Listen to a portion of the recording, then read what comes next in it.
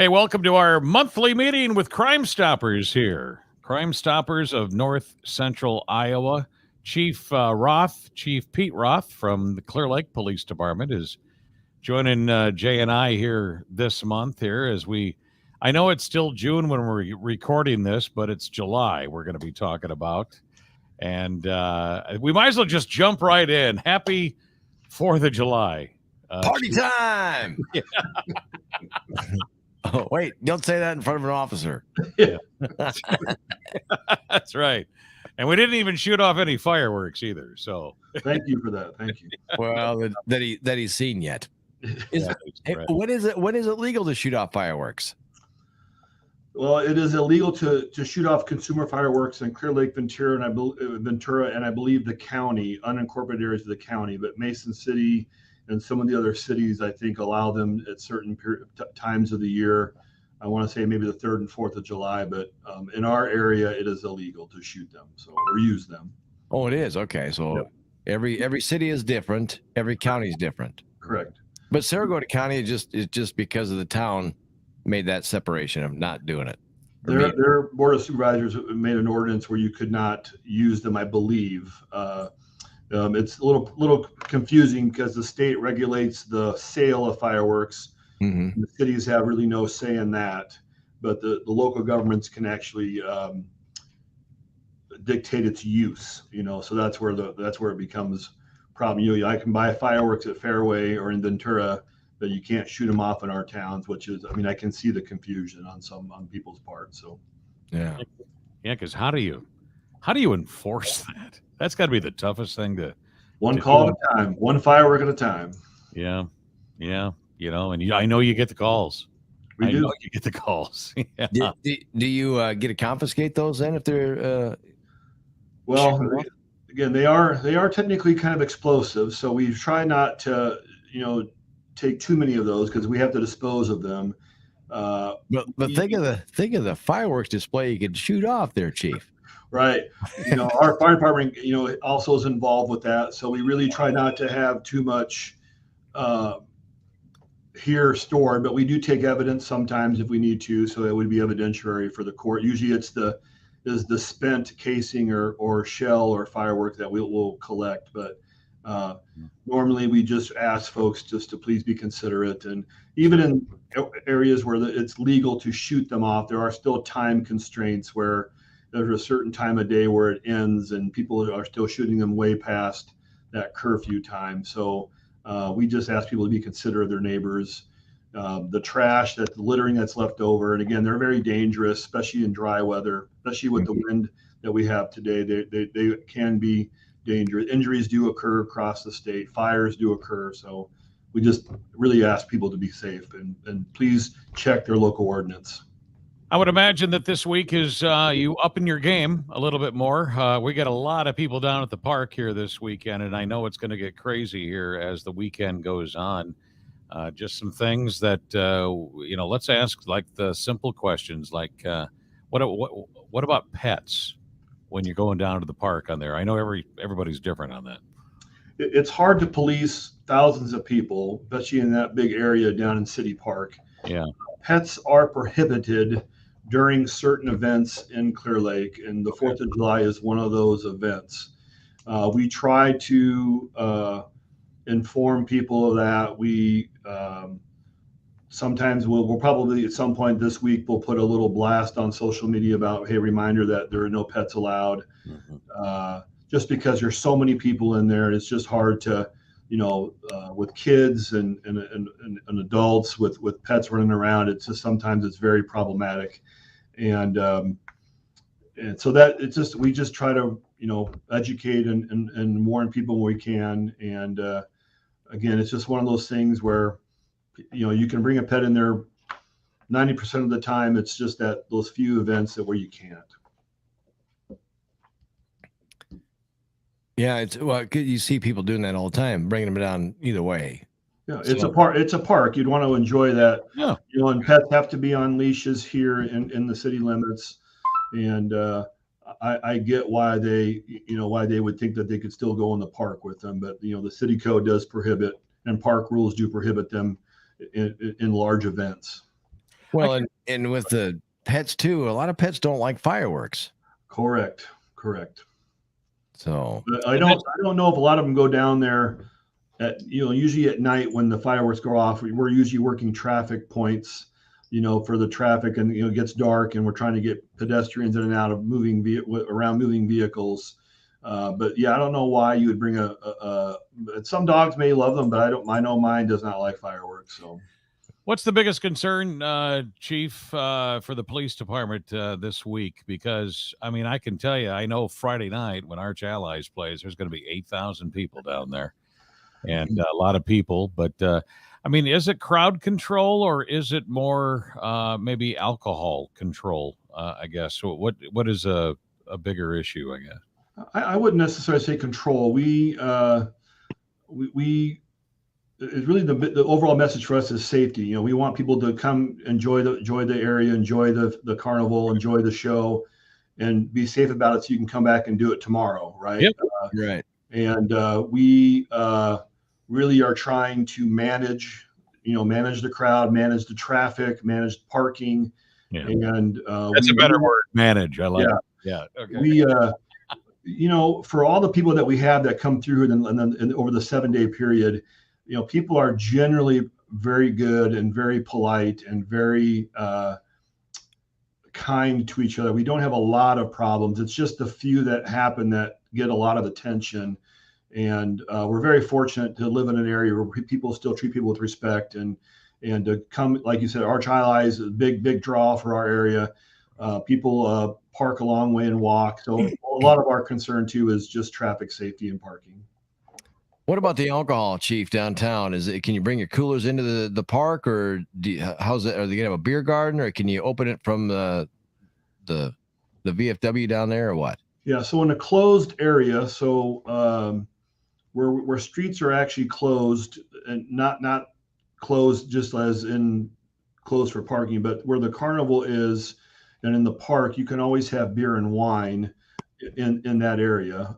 It's just on a public sidewalk or public street, you can't consume beer, wine, or alcohol. That the state, makes a distinction on that. Hard liquor is always prohibited in open areas, but beer and wine is allowed. And again, generally people know that. They'll bring their coolers down. They'll drink there, and then they'll just walk back to their vehicles and go. And usually we don't have a lot of issues with drunkenness. We do have some issues though with dehydration. People forget to drink the water when they're drinking, so we ask them just to kind of mix water there in with their nights so they can be safe and not have to worry about the medics coming to check them out. Sure. Funny how we usually forget about doing that. Yeah. Jay drinks the water though. I drink the coffee. So, but that's fine. But yeah. So Chief, is this your first 4th of July or second one then? When you came to town, I want to say it was last summer. This is my I've been here since 15, so this is my 7th. Oh, the 7th one. Where have you been? Gee, we haven't. We skipped 2020, so we kind of had a reset there. So, but we had fireworks, but we just didn't have the carnival that year. Yeah.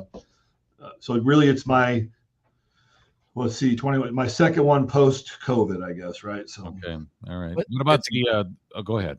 It's a good thing that you don't see him on a regular basis, then, Harry. Yeah, that's probably right.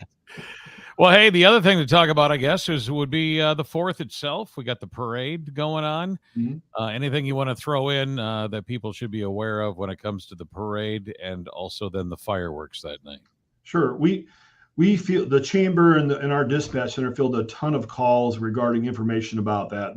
The information's at people's fingertips, either at the chamber, the Clear Lake Chamber's website and our social media pages.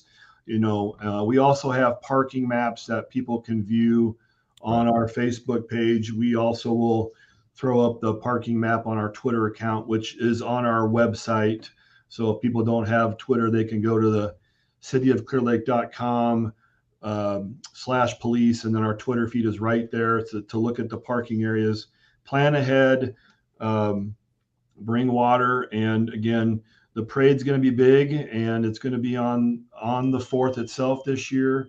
So just again, arrive, get here early. 10 a.m.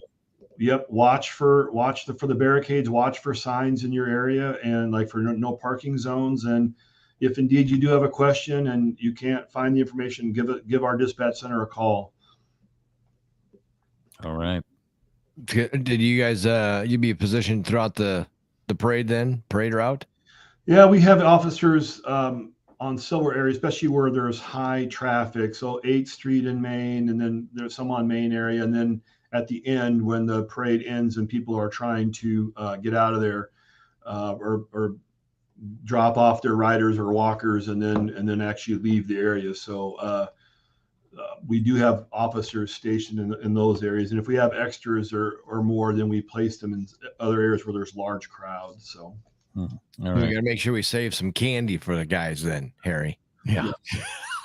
And again, that brings a great point up to, don't have your kids run out into the parade area for candy. There is a ton of candy that the kids will get. Yeah. Please don't have the children run out into the middle of the parade route. Some of those entries that drive trucks or drive pickups that are pulling big trailers or even fire trucks, they're hard to stop. They can't see all around their vehicle. Yep. So please keep your kids back. You will get candy. Please trust me on that. Mm-hmm. Just enjoy it. Have a seat. Don't block people's view. Be respectful and just be patient. I know there's some roads that on that route, there are some streets that are not that wide. Correct. There are some that are wide, some other ones that aren't. And I remember it gets pretty close on both sides there sometimes. Especially when you get to up in the downtown area. Our main avenue that goes out in the residential zone, the city has done a lot of work on that and is gorgeous. And they really made it sort of a showpiece for the city. But as you get into the downtown area, as you go up by the buildings, it does kind of close in a little bit there too. So. Well, other than the activities, 4th of July this week, I know there's another big. Do they still have that blues barbecue and bikes and all that stuff? Is that going on next weekend then? No, they have another event the weekend after the 4th. Okay. I believe it's Brews on the Beach, but the bikes and the barbecue have been gone now for I think 2 years. Because of COVID. They have not just picked that back up. So I see. Okay, I know that was a big one, but yep. So we'll Clear Lake. It's summertime. What is the biggest concern that you guys have to deal with now? I guess in the middle of summer here. Since we're talking about Crimestoppers, we would like to have residents remind them to keep valuables out of their vehicles, lock their cars, lock their homes when they're not there, lock their homes at night. If they have a door to a garage, please make sure that's secure. It makes no help if my car's open and I can push a garage door button up and put your garage up and then walk right into your garage. We do have a lot of crimes of opportunity here in the summer. People are walking around, they can see into cars. A lot more people are off or taking vacations. Tourists are coming to the area. So please help us out by just locking things up and removing valuables from view. So is that the number one thing probably?